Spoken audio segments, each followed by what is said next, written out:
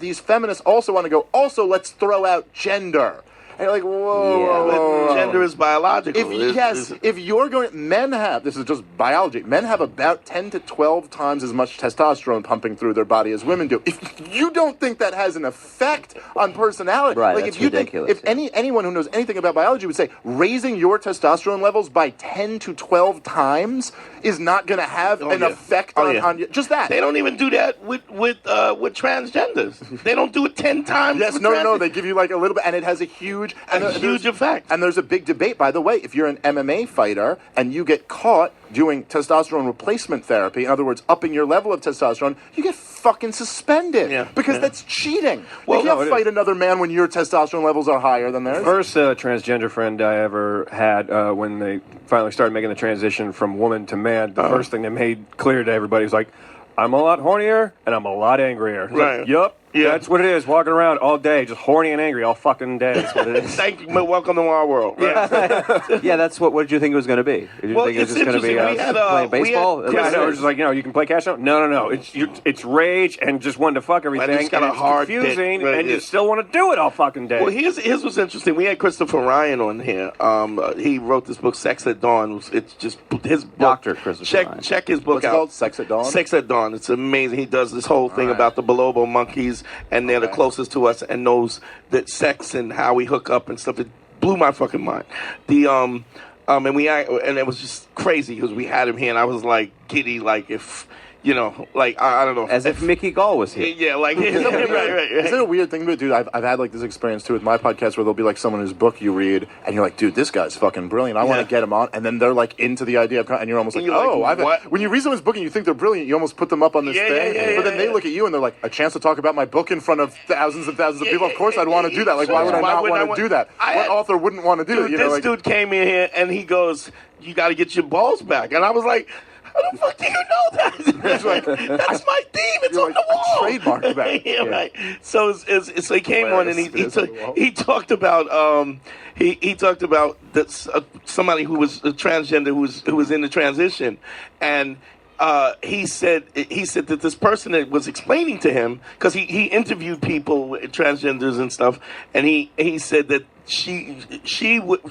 Whatever the transition, term is, wherever she was at the transition, she was looking at girls' asses, and then she was feeling guilty because how she was taught, the feminine portion of her was like, don't do, and she was like, I just want to fuck her right in the ass, but these feelings were real for her because the testosterone was building up, and that's how she was thinking. And then when you and I have actually talked to this, if you lose a leg, right? Just if you're a guy and I'm a guy and I lose a leg, my life is distinctly different than yours. Every aspect of my life. So to think that we're the same and you have a vagina and it's just absurd to think. Yes, and I also think there's something. Obviously, there are. Like there are some traits that you might associate with being masculine and some with feminine, and there are more feminine men and more masculine men and more feminine. And there's all that. Crossovers you have either and it's as binary as anything has ever been binary. You either have an XX chromosome or an XY chromosome, right? And that is there. And if you want, there's no surgery that can change that. There's no procedure. Now, if you were to say, I always knew that I was born the wrong sex. That's not really the type of thing you can know.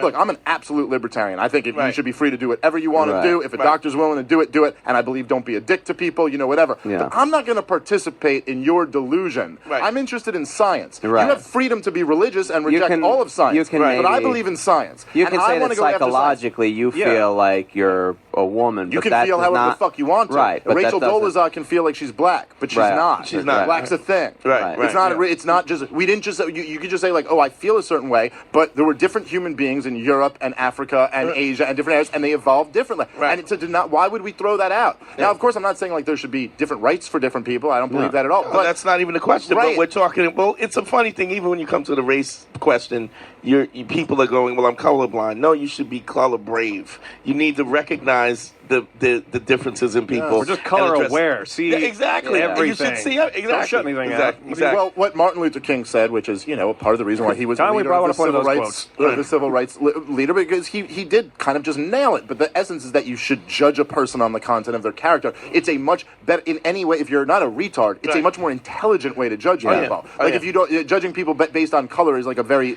lazy way. Douchebags come in every color. Yes, and there's tremendous variation within every race, so it just doesn't make any sense. It's really bad douchebags, and I don't really like that guy, and everywhere between that. And yes, and you never know, and you'll get, and it's just that you'll end up fucking yourself over too much by that. Because if you think that somebody is gonna be loyal because of the color of their skin, you're wrong. If they're not a loyal person. But the idea that I judge someone based on the content of their character doesn't mean I'm unaware of the color, or something like as simple as, look, this may be the most non-controversial one to talk about, but it's not like if I look at the NBA and I go, oh, it's 97% black, maybe, generally speaking, black people are better at basketball. Like, I mean, that it would be insane to not, like, I'm not, obviously, but they can't split wood like you can with that beard. That comes with the beard. You saw me do that? I just know. Well, thank you. You actually have splinters in your beard. That's what it is.